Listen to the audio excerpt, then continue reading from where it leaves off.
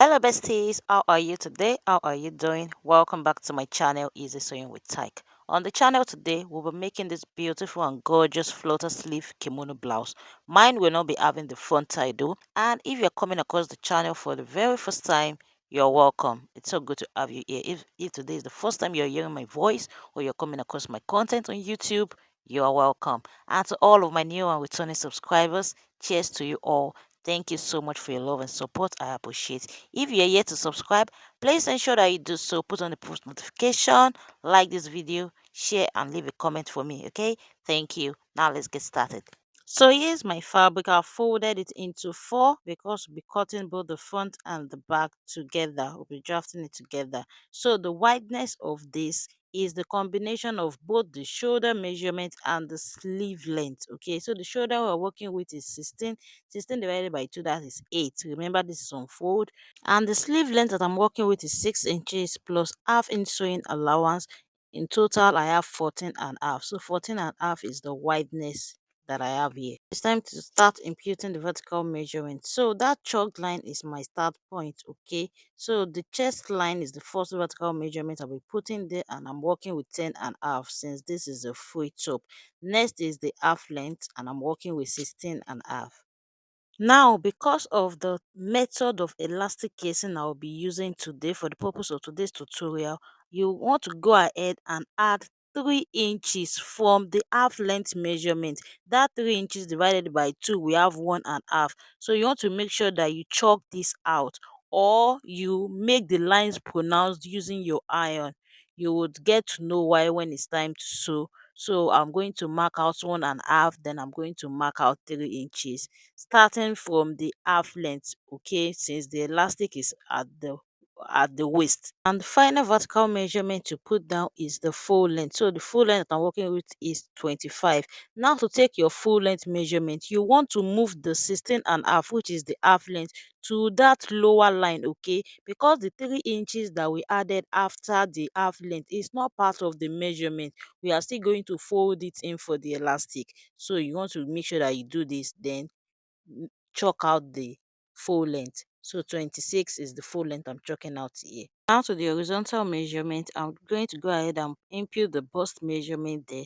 Then I'm going to add 2.5 inches. This 2.5 is both the ease and the sewing allowance. So if you want yours to be bigger, you can go ahead and add more. I'll put the same measurement on the waistline also, since the waist is going to have an elastic. And from the waist, I'm just going to flare it out to the full length like an A shape, okay? So I'm going to exhaust the whole of this wideness for the hip.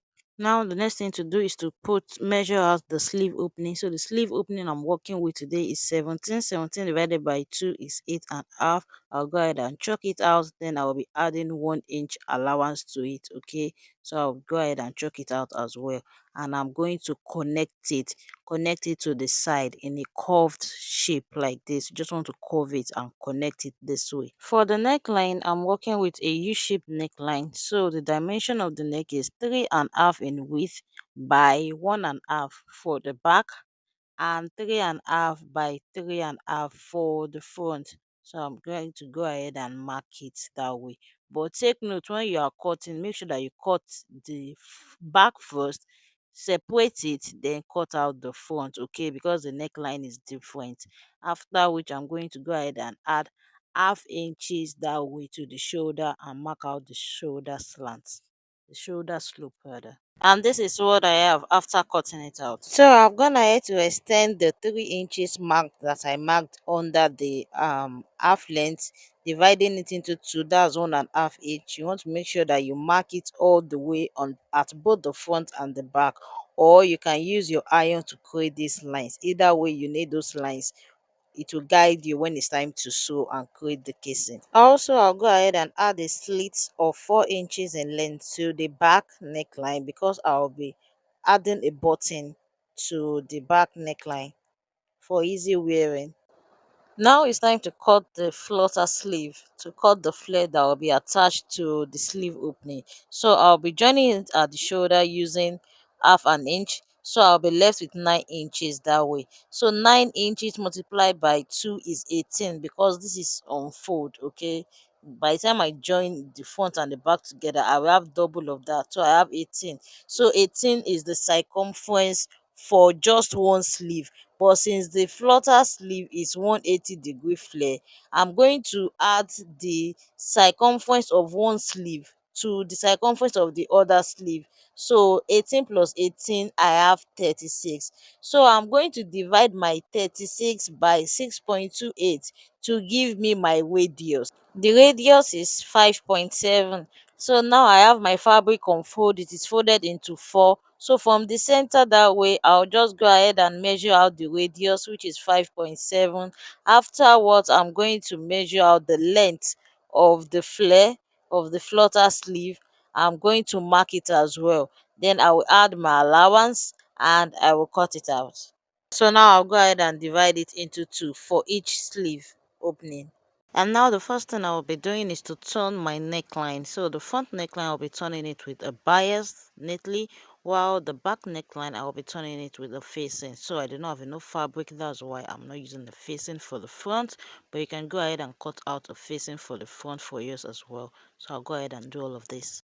And after which I'll go ahead and fix the elastic. So this was the marking that was made when we were drafting. It's more clear and visible. So that is the 3 inches divided into 1.5. So you want to have this 3 marks. Now that elastic is half of the waist. You know, this I'm going to be fixing it separately for the front and for the back. So that is half of the waistline. Now you just want to proceed and follow through with what you can see me do on the screen. So the first thing you want to do is to attach both ends of the elastic this way. Attach it at the lower 1.5 inch. Attach it at the lower 1.5 inch at both sides. After attaching it at both ends, you just want to bring the upper 1.5 inch over it this way. You just want to do this. You know the size of the elastic is 1 inch, so you have enough space. Then you just want to go ahead and sew it neatly this way. Once you are done sewing it neatly at the other side, you want to turn it to the right side and sew it neatly at the upper part as well. Now you want to ensure that while making all these stitches, you do not at any point in time sew over the elastic so as not to restrict the elasticity of the elastic, which is why we are using 1.5 elastic casing for this 1 inch elastic. If you are working with an half-inch elastic, then you can work with a 1 inch elastic casing. Now that we are done with the front, I'll go ahead and repeat the same process for the back to attach the elastic casing to the back. Now if you are yet to subscribe at this point, please make sure that you do so. Like this video, share, leave a comment for me, okay? So here is what I have. And now that we are done with the elastic casing, it's time to join the back and the front together at the shoulder. So I'll be joining the shoulder using the French seam method. You can go ahead and use any method of choice. And the next thing to do before joining it at the side is to fix the flare. But before doing that, I'll just go ahead and finish off the hem of the flare neatly like so. After which I'll go ahead and attach the flare to the hem of the kimono sleeve. So you want to make sure that midpoint matches up together. That is, the shoulder matches up with the midpoint of the flare.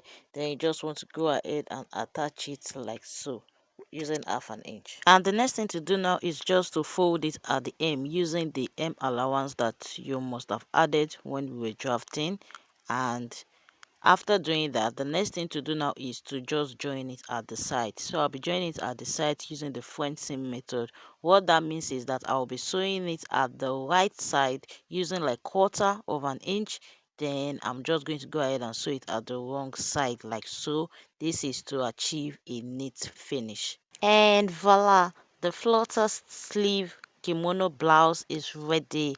All you have to do now is just to attach your button at the back neckline and the button loop, and there you have it. So I hope that you enjoyed this tutorial. I hope that you gain value, and I hope that you'll be trying yours soon. Okay, you can share your result with me via other social media platforms. It's Easy Sewing with Tyke on Facebook and Instagram. Also, please don't forget to give this video a thumbs up, like it, share as well, leave a comment for me, let me know what you think. Okay, so if you're yet to subscribe, please do so as well. Thank you, and see you in my next video. Bye.